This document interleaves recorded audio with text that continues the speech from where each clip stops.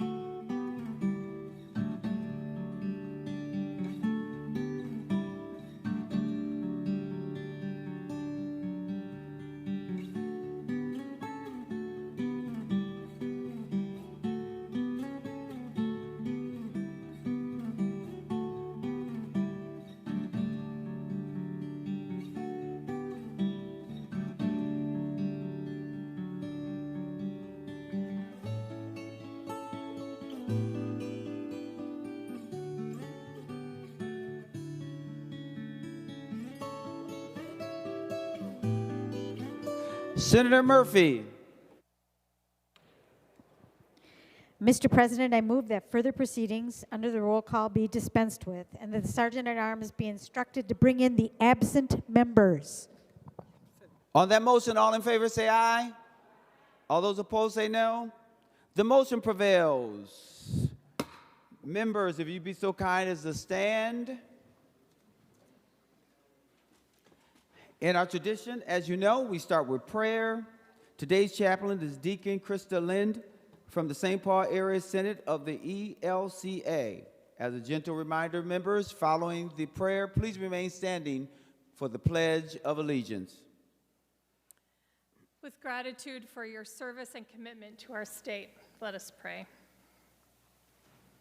O God, hear our prayer of gratitude for the beauty and sustenance of the earth, for lakes, rivers, and streams hosting the watersheds that nourish life, for prairies, fields, and forests home to amazing wildlife and bountiful harvests, for birds whose songs note the changing of the seasons, for livestock and poultry and all the critters of the forest, for air fresh and clean to breathe, for the intricate web of life on this beautiful planet. May we be stewards of the bounty of this earth. O God, hear our prayer of gratitude for the work of the people of Minnesota, for farmers, gardeners, and all those who tend the land, for people who fish and sail and all those who tend the waters, for public safety officers, bus drivers, construction workers, and all those who tend the streets and roads, for public health leaders, nurses and doctors, and all who tend the people's health, for educators, caregivers, and all who tend our children's growth, for elected leaders, commissioners, judges, and all who tend our civic life, for all those who labor and tend our common life together. May we be stewards of our shared resources. O God, hear our prayer for our neighbors in need, for those without a home, for those who are ill or disabled, for those caught in systems of oppression, for those without a livable wage or who are unable to work, for those affected by violence, for those imprisoned, for those with empty bellies. May we be stewards of justice, reconciliation, and hope for all. Divine One, open our eyes to see a way toward justice and peace. Open our ears to hear the cries of the poor. Open our hearts to care for the suffering ones in our state. Open our minds to new possibilities and new solutions for the challenges of today. When we are comfortable, open our hearts to our neighbor's discomfort. And when we are uncomfortable, sustain us with hope and courage. May your compassion and wisdom flow through us so that we may be faithful stewards of all that you have entrusted to us. Give us courage for the tasks of today, with hope for our tomorrows together as Minnesotans. Amen.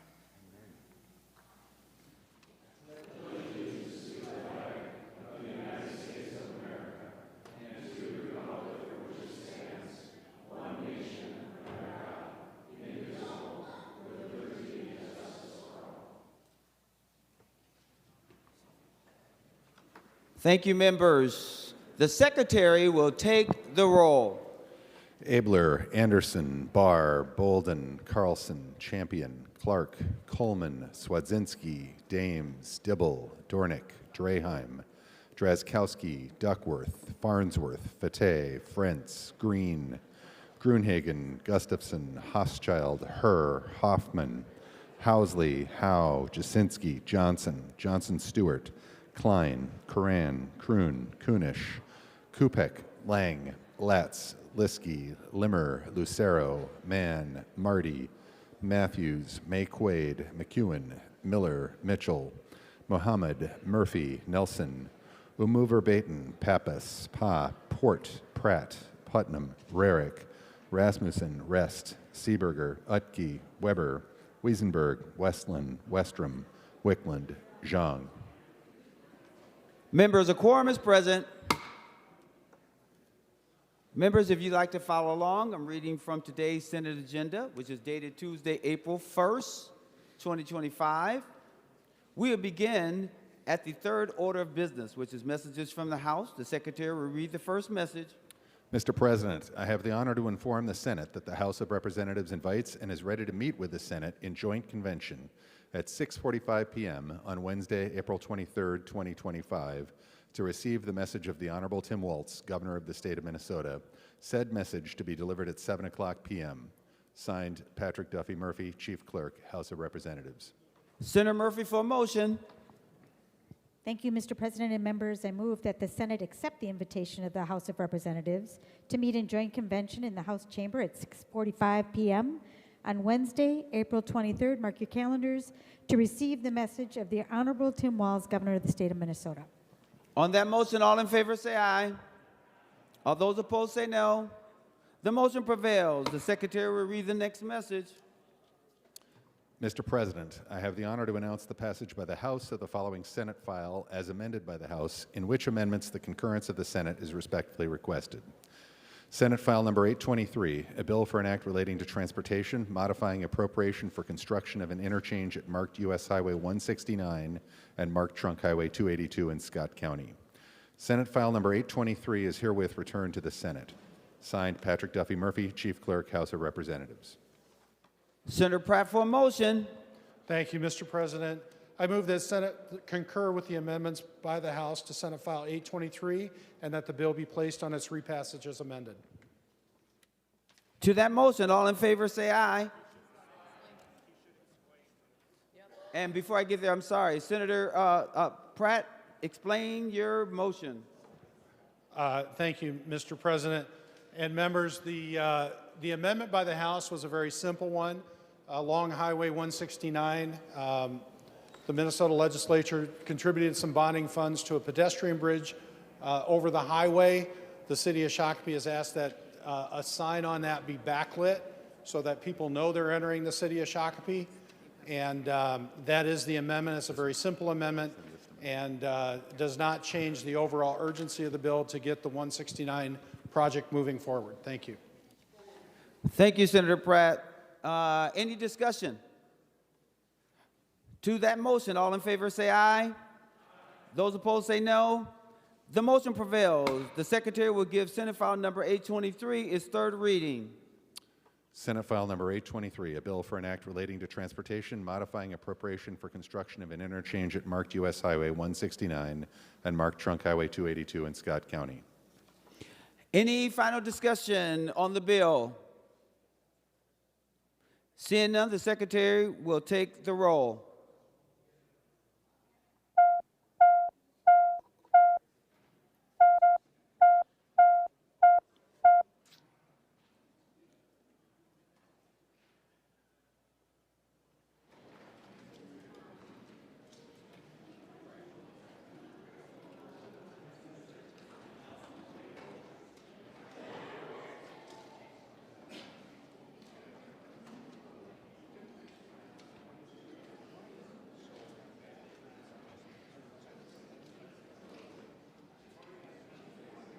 Members, please vote.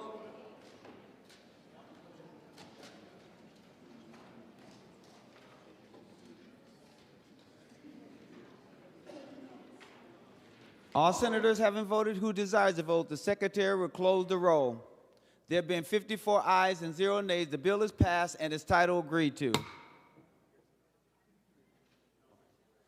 Remaining on the messages from the House, the Secretary will read the next message. Mr. President, I have the honor to announce the passage by the House of the following House files herewith transmitted. House File Numbers 1163, 1255, and 1295. Signed, Patrick Duffy Murphy, Chief Clerk, House of Representatives. Members, no action is required. We will now proceed to the fourth order of business, which is the first reading of House bills. The House files have been given their first reading and referred as indicated. Members, will now proceed to the fifth order of business, which is reports of committees. Senator Murphy for a motion to adopt committee reports. Mr. President, I move the committee reports printed in the agenda be adopted. On that motion, all in favor say aye. All those opposed say no. The motion prevails.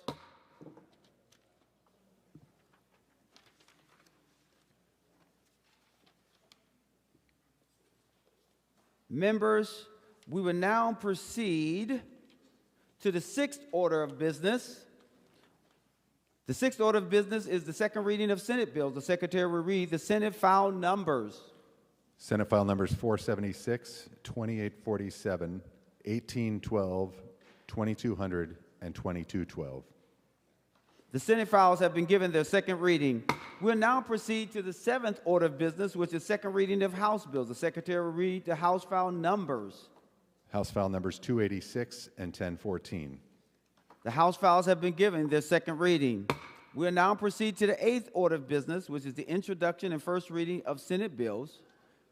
The bills listed on today's introduction calendar are given their first reading and referred as indicated. We will now proceed to the ninth order of business, which is motions and resolutions. We adopt the author's motion as one motion. All in favor say aye. All those opposed say no. The motion prevails.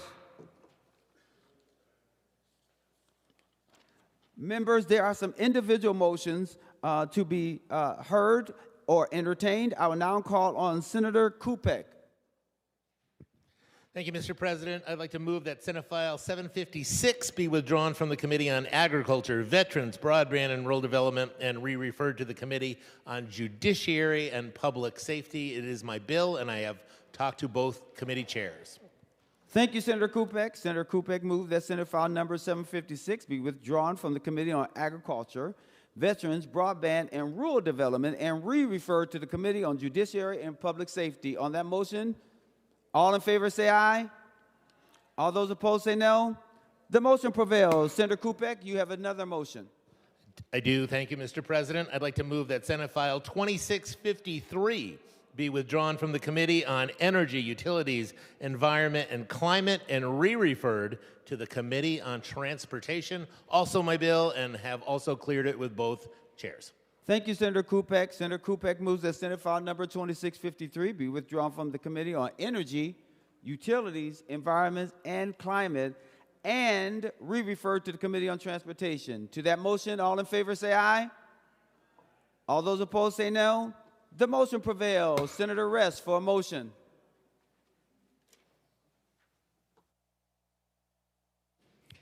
Mr. President, I move that Senate File 3065 be withdrawn by the Committee on Taxes and returned to its author. On that motion, all in favor say aye. All those opposed say no. The motion prevails. Members, we're now considering Senate File Resolution number 22 will be referred to the Committee on Rules and Administration, and there's no action that is required on that referral. Remaining on the motions and resolutions, Senator Murphy for a motion. Mr. President, I move that Senate Resolution 15 be taken from the table. To that motion, all in favor say aye. Aye. All those opposed say no. The motion prevails. Senator Latz.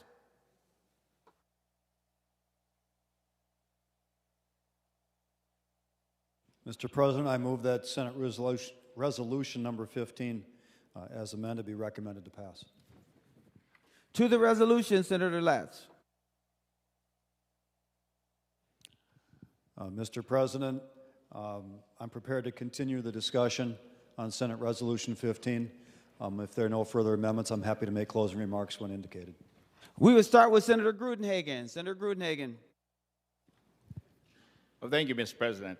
Yeah, here we go wasting more time on something that's not going to mean anything to Minnesotans. Instead of dealing with their education, the $6 billion deficit, and a host of other issues that directly affect Minnesotans. It's interesting that we're dealing with it on April Fool's Day. Maybe there's a connection, okay? I have an amendment, members, that basically condemns the Biden administration for not enforcing federal law at our borders, both the Canadian and the Southern. And so, Mr. President, I'd like to offer the A34 amendment. Senator Grudenhagen offers the A34 amendment. The Secretary will report the A34 amendment. Senator Grudenhagen moves to amend Senate Resolution number 15 as follows. Page 1, delete lines 5 to 24 and insert. This is the A34 amendment. Senator Grudenhagen to your A34 amendment. Oh, thank you, Mr. President. Yeah, members, we've had a disaster on our southern and Canadian borders in a number of ways. Please read over this amendment carefully about the millions of people that came in undocumented. And here's some of the results, members. We've had over 300,000 illegal immigrant children exploited, sex trafficked, and a host of other issues. We've also had fentanyl pour over our borders during the Biden administration, killing over 100,000 young Americans every year. In addition, we've had U.S. citizens murdered and raped by illegal immigrants, and the crime rates have spiked in many of our major cities. That has made it unsafe for families, women, and children.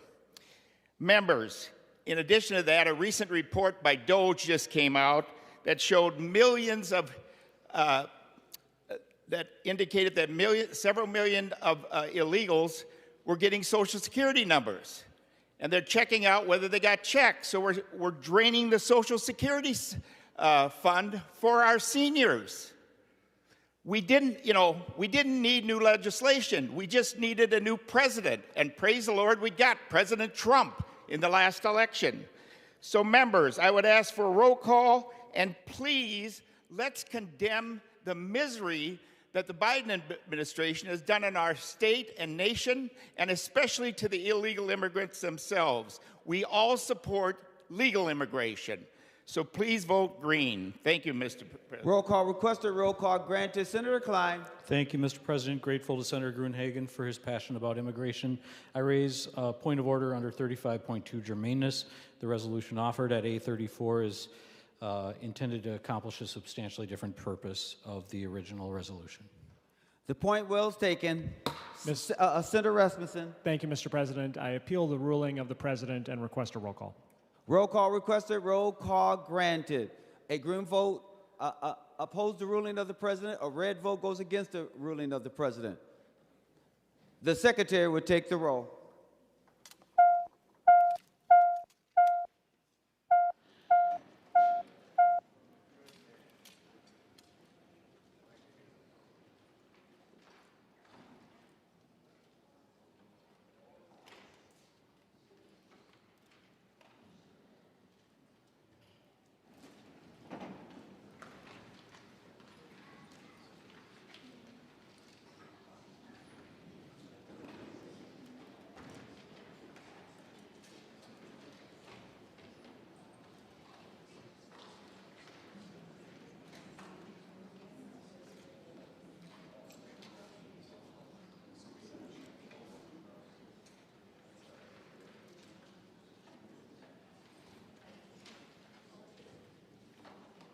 Senator Friend. Thank you, Mr. President. I report Senator Fateh votes yes. Senator Fateh votes aye. And I report Senator McEwen votes aye. Senator McEwen votes aye. All senators having voted who desires to vote, the Secretary will close the roll. There have been 34 ayes and 24 noes. The decision of the President is upheld. Senator Weber. Thank you, Mr. President. Some days ago, Governor Walz was recorded standing in front of a group of people, happily proclaiming this app that he had on his phone that dinged every time Tesla stock went down. In fact, he held it up and said, $225 and dropping. So, and with that in mind, Mr. President, I would like to introduce Amendment A17. Senator Weber offers the A17 amendment. The Secretary will report the A17 amendment.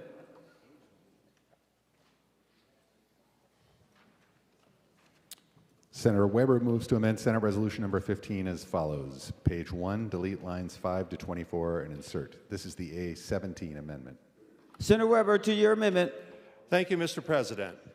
It seems to me that when a governor of a state whose retirement funds have over 1.6 billion shares of a stock and other funds have over 200,000 shares of a stock, the last thing that he or she should be doing is up there publicly proclaiming its drop and encouraging people to not buy and to force it down even further.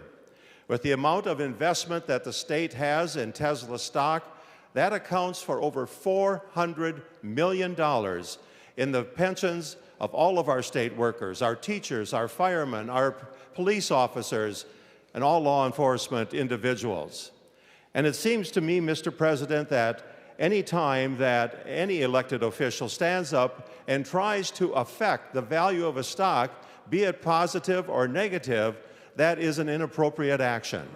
And in reality, Mr. President, I think the governor overestimated his influence because shortly afterwards the stock started to go up.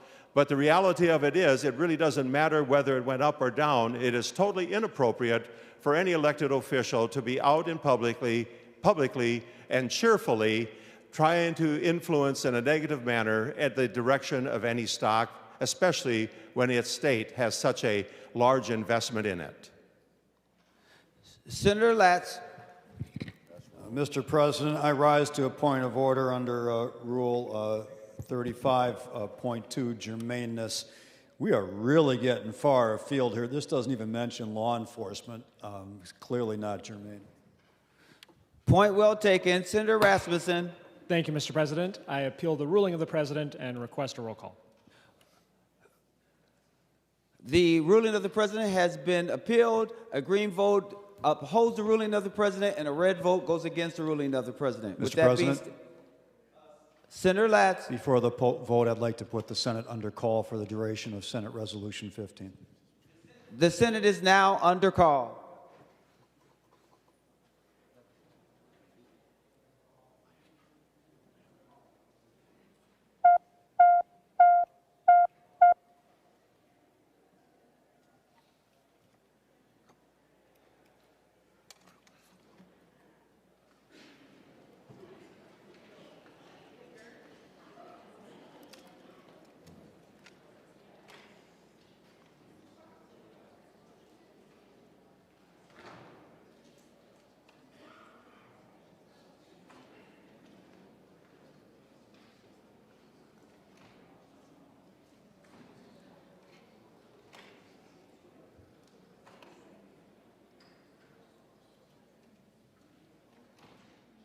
Senator Latz.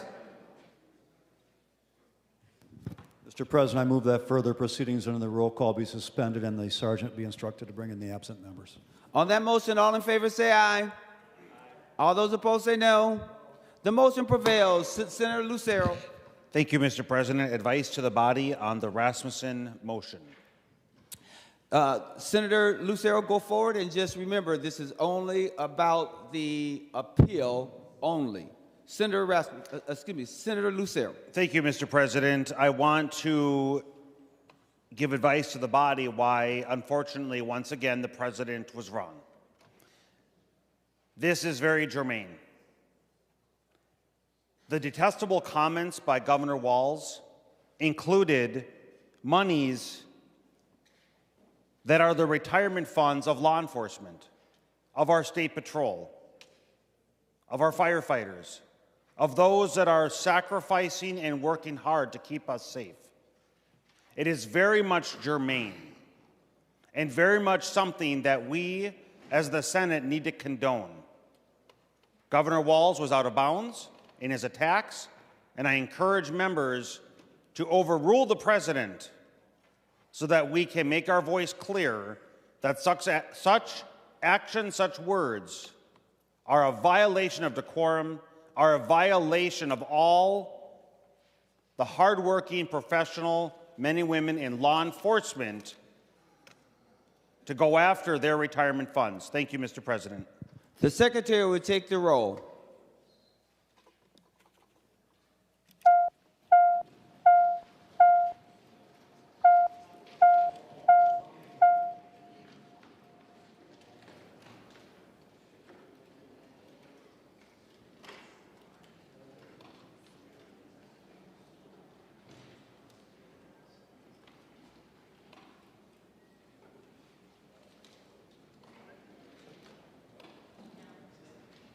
Senator Jasinski, are you voting?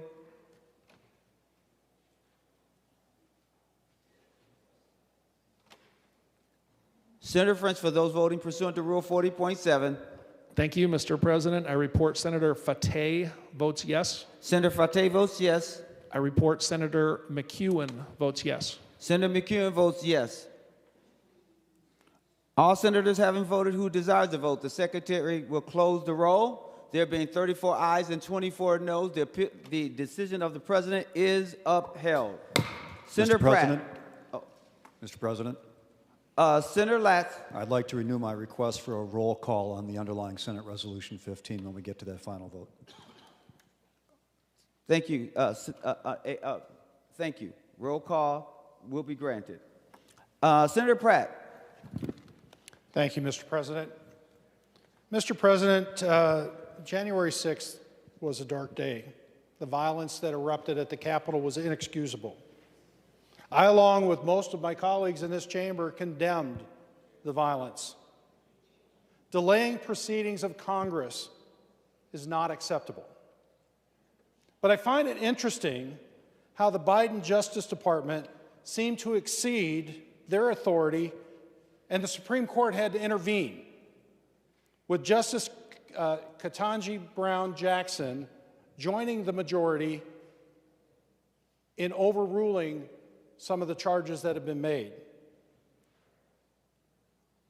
The majority wrote that the overreach by Attorney General Garland would criminalize a broad swath of prosaic conduct, exposing activists and lobbyists alike to decades in prison. I believe some of the protesters did not deserve pardons. But the Supreme Court decision is clear that the Justice Department weaponized to exact revenge on those that disagreed and opposed the sitting president. It shows that some of the pardons and commutations were proper to undo a miscarriage of justice, some of those affecting several Minnesotans. Now, Republicans tried to point this out on many occasions. We tried to amend the resolution to recognize the overreach that President Biden had.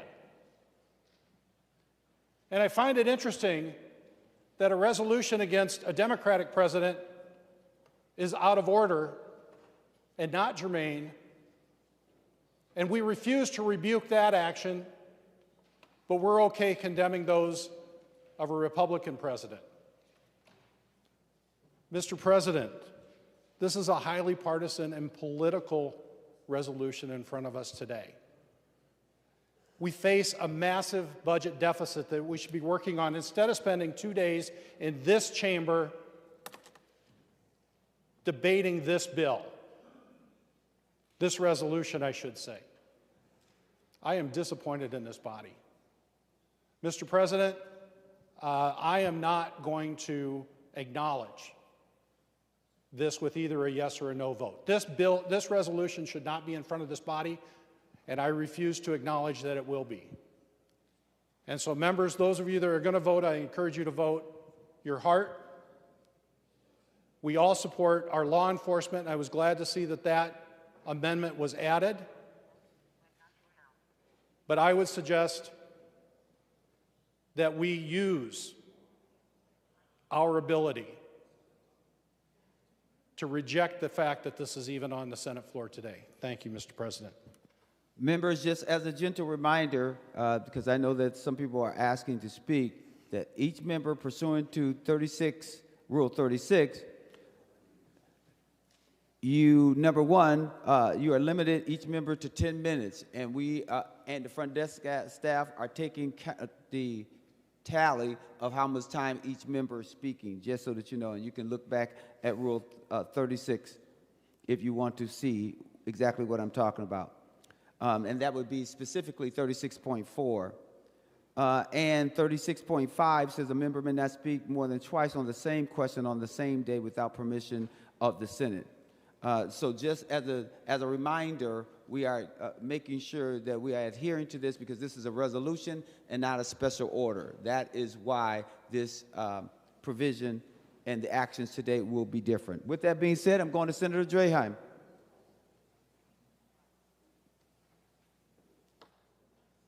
All right, I'm going then to the list I have, which is Senator Rasmussen. Thank you, Mr. President. January 6, 2021 was a dark day for America. I remember it well because it was the day after I was sworn in to the Minnesota House of Representatives. Back in high school, I actually had the opportunity to serve as a page in the United States House of Representatives, and I was shocked to see the benches that I sat on as a page in high school being used to barricade the House floor. It was a disturbing scene that I pray is never replicated again. Today, Senate Democrats are presenting us with a resolution that makes a partisan condemnation of President Trump. The author hasn't worked with Republicans to earn their support or find common ground. Mr. President, this is simply partisan political theater. In addition to the resolution being overtly partisan, it also underscores the hypocrisy of Minnesota Democrats. We could maybe call this a Democrat double standard. President Joe Biden set the record for the number of pardons and commutations in U.S. history. Biden commuted the sentences of 37 of 40 federal convicts on death row, nearly all of them. These individuals include some of the worst, most violent criminals in American history, and Joe Biden gave them a reprieve. These individuals were convicted of killing police and military officers, involved in deadly bank robberies and drug deals, as well as killing guards in federal prison. Biden used his pardon power to negate jury verdicts. Mr. President, where is the resolution condemning that? One of Biden's many pardons included an individual who wreaked havoc on Minnesotans' lives. This individual was convicted of 51 charges related to the sale of synthetic drugs, product mislabeling, and money laundering in the Duluth area.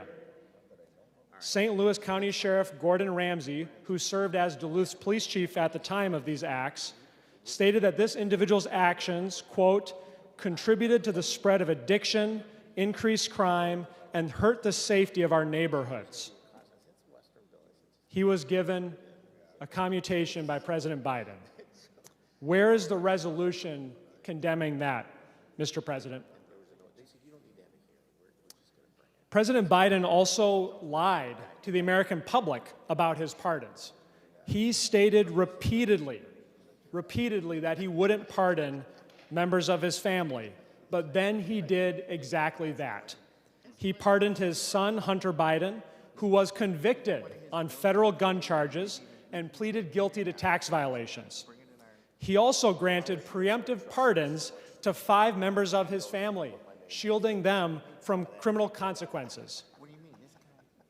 Mr. President, I saw tweets from Senate Democrats on that, but where is the resolution condemning this on the floor? Coming closer to home, we had Governor Walz and Attorney General Ellison commute the sentence of Myron Burrell, who was convicted of killing an 11-year-old girl. Within months of his release, which Governor Walz and Attorney General Ellison sanctioned and allowed, he was back in prison again on gun and drug charges. Mr. President, where's the resolution condemning that? This resolution before the body is not about justice. It's not about standing with law enforcement. This is pure political theater, attempting to distract from the $6 billion deficit that Minnesota Democrats created. When I hear from Minnesotans, they want us to focus on the key challenges facing them and their families: high costs, protecting the most vulnerable, and promoting public safety in our communities. They want us to work together, and instead we have Senate Democrats bringing forward a partisan debate for show. And Mr. President, I will not support this partisan distraction. Senator Johnson.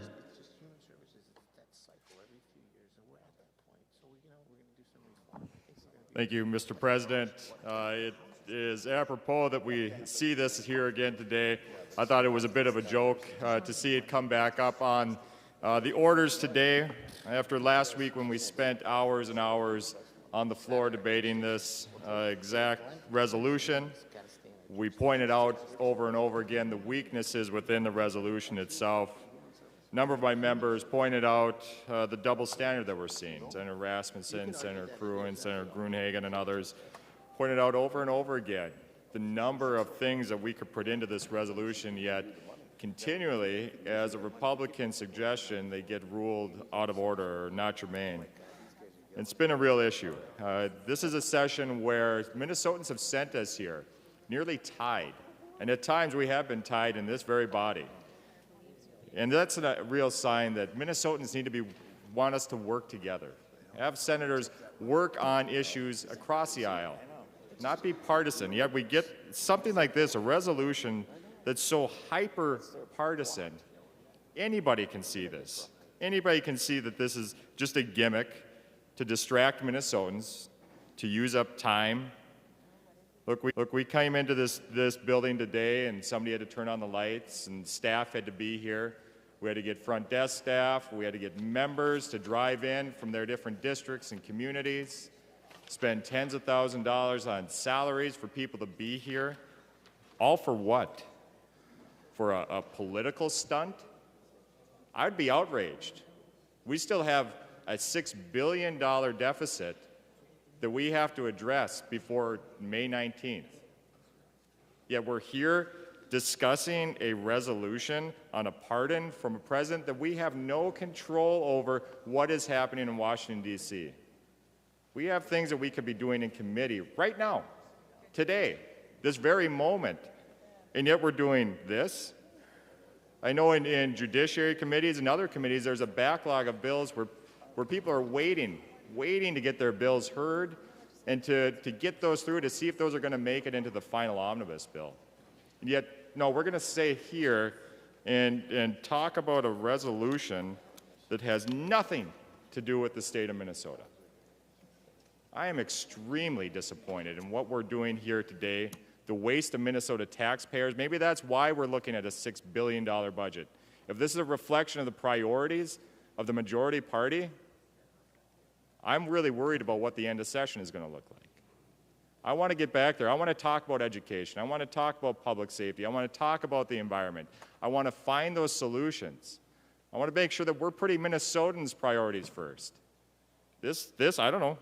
This I haven't gotten a call from a constituent in my district about. This might be a priority for some. But right now, we can control one thing, and that's our state budget. We need to get back to work. We need to be doing the work that the people sent us actually here to do in a bipartisan fashion. If this is a signal of what's going to happen, I'm nervous about what's going to happen to the citizens of this state.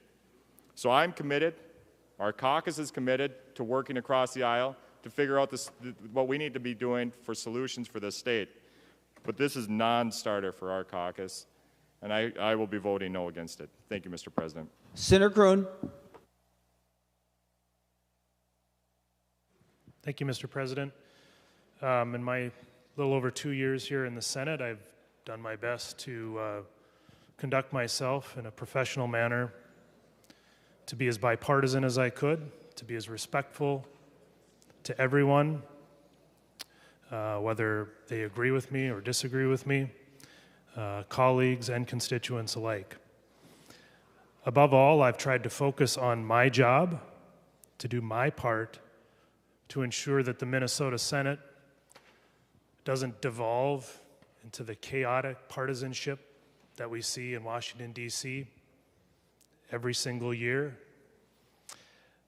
to try to keep us focused on what we're here to do, which is represent the people of Minnesota in state government.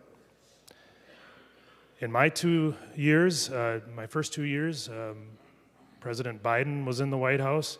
I certainly didn't agree with pretty much a whole host of things that he did.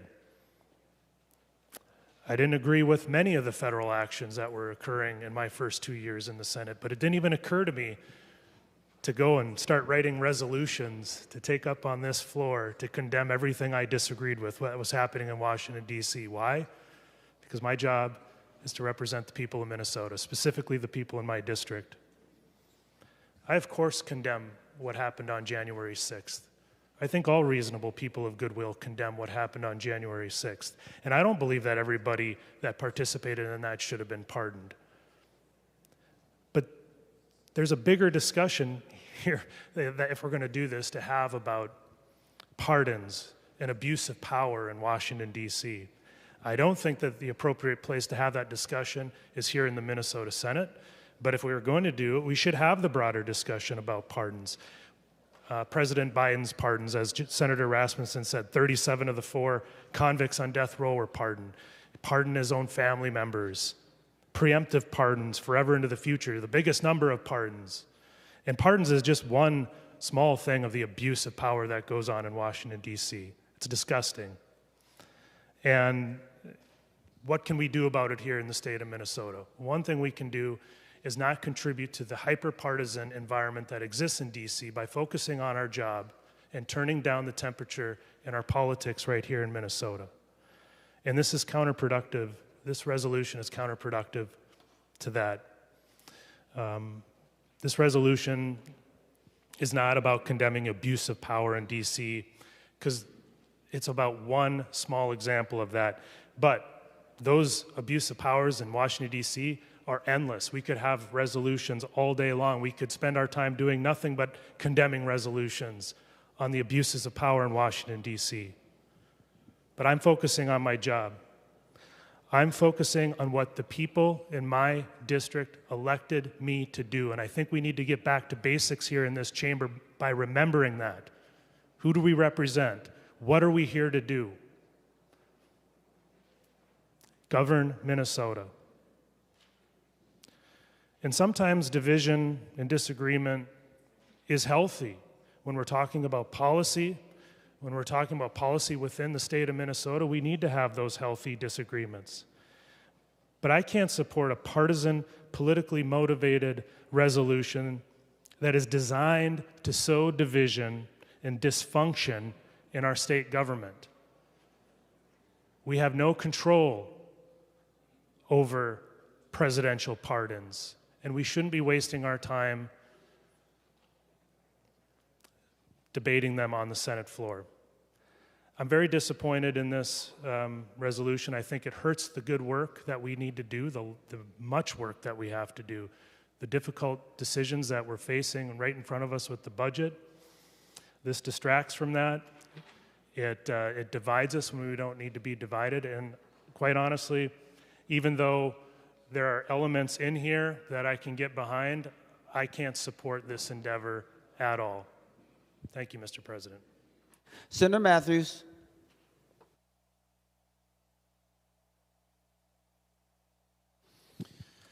Thank you, Mr. President.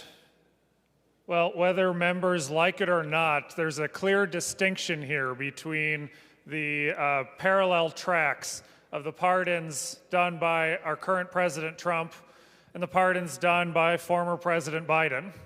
On the one hand, as it's been said, President Biden in some cases repeatedly told the American public he would not grant pardons to his son and to his family members.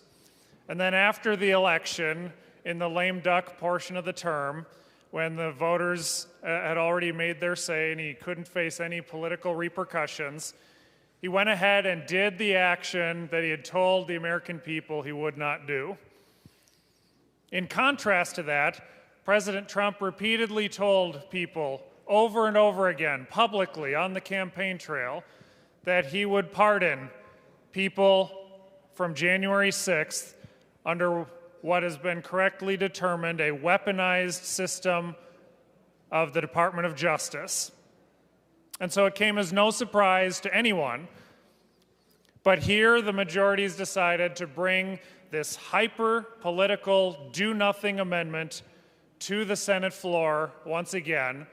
That has been a colossal waste of time, and it unfortunately is such a priority to the majority that we've not wasted time on one day, we've wasted time over 2 days here on the floor, and ironically, or maybe not ironically, have brought it back here for a final vote on April Fool's Day. So April Fools to Minnesota, this is the actions that the majority's decided that we need to take today. As we've pointed out, this whole process has shown that the majority is only interested in condemning Republicans. There are multiple parallel issues that would be rightly determined. If you want to condemn this, you should also condemn something here in a likewise format. Every single one of them have been struck down as non-germane by the majority. I have an amendment here that I'm not offering that's going after a real problem currently. There has been a coordinated effort very recently, potentially still ongoing as it's now being investigated, where someone is trying to conduct swatting efforts against prominent conservative voices across the country, and even targeting a conservative influencer here in Minnesota. This has been with an effort to try to get somebody killed. This has been an effort to try to get a number of armed officers on a false report, a fake police call, falsely reporting a terrible crime has been committed, to get officers with large guns and a lot of arms to respond to what they think is a crisis call, with the hope that a homeowner or a responder who doesn't know any of this that's going on ends up getting killed by a police response. This has been egregious. This has been wrong. This is something that should be condemned. So I brought the language here with the thought that it could be added to this amendment to condemn some actual harm that is going on a partisan basis right now in Minnesota. But the majority's made their priorities clear. We're only interested in condemning Republicans today. So I won't be voting for this amendment. And members, this entire resolution just rises to the level of what you could accomplish individually with a social media post. If you feel strongly about this, you could give a speech, you could make a post, you could cut a video, you could do your 2 or 3 minutes on it and state your opinion. We should not be merging into this new role of everybody's social media opinions now becoming resolutions that we call for hyper-partisan votes here on the Senate floor. So I urge members to reject this and get back to the serious business that we have to do, that Republicans showed when we were putting our priorities out back in our power sharing days at the beginning of this session. We've got bipartisan work to do in order to get this session concluded with a tied House and a very close Senate, and I urge everyone to start getting back to the work we have to do. The final voice we'll hear is the author of Senate Resolution number 15, Senator Latz, and then we will vote. Senator Latz. Mr. President, I'm listening to the GOP, and methinks thou doth protest too much regarding partisan approaches on the Senate floor, but I'm not going to be distracted by that any longer. I don't want to be distracted by all the amendments that were offered that were in fact non-germane and were an attempt to hold flashing mirrors around here and distract attention from the core that seems to be acknowledged by our GOP colleagues. I heard it repeatedly on the floor here today, and we did last time we debated this, that what happened on January 6th ought to have been condemned, whether the president forecast that he was going to pardon it or not. There seems to be some agreement on the floor here that the atrocities that happened on January 6th, 5 police officers died as a result. 140 violent criminals were convicted for their conduct that day. Remember the storming of the Capitol. That was un-American. That was anti-democracy, and I'm glad that we've reached the consensus. And I've also heard my GOP colleagues here today say that the pardon was not a good idea. President Trump's pardon. They tried to broaden the conversation here and bring in all sorts of other Washington, D.C. conduct, but that's not what this resolution talks about. So members, sounds like we do have some consensus here today. Unfortunately, we also have 8 members of the minority missing in action here today. Now, I don't know why they are not on the floor. I'm not casting any specific aspersions, but I am noticing an awful lot of GOP members aren't present for our vote here today, and we are under call, I remind our members. So was this conversation a waste of time? Members, we have spent almost an hour and a half on non-germane amendments brought by the minority. The Democrats have spent maybe 10 or 15 minutes total talking about this resolution. So if there's a waste of time, it's not the Democrats. Senator Latz, your time has expired.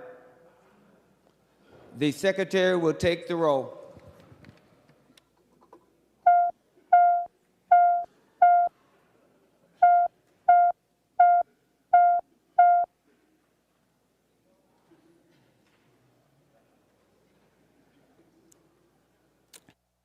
Senator French, for those voting pursuant to Rule 40.7.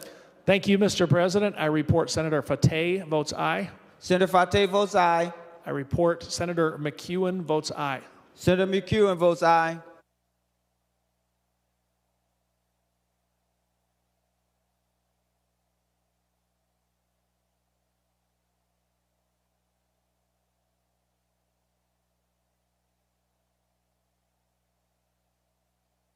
Senator Verbraten, are you voting?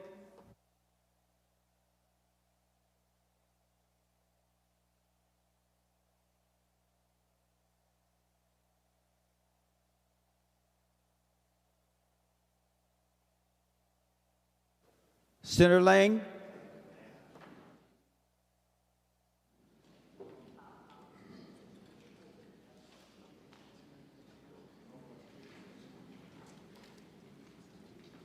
According to the rules, you're on the floor, and we're under call.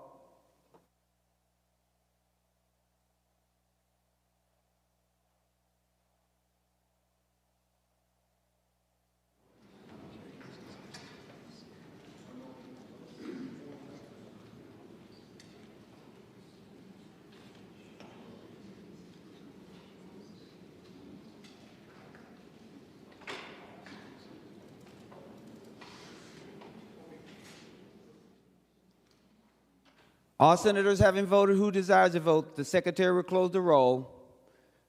There being 34 ayes and 22 nays, the motion passes and Senate Resolution number 15 as amended is adopted.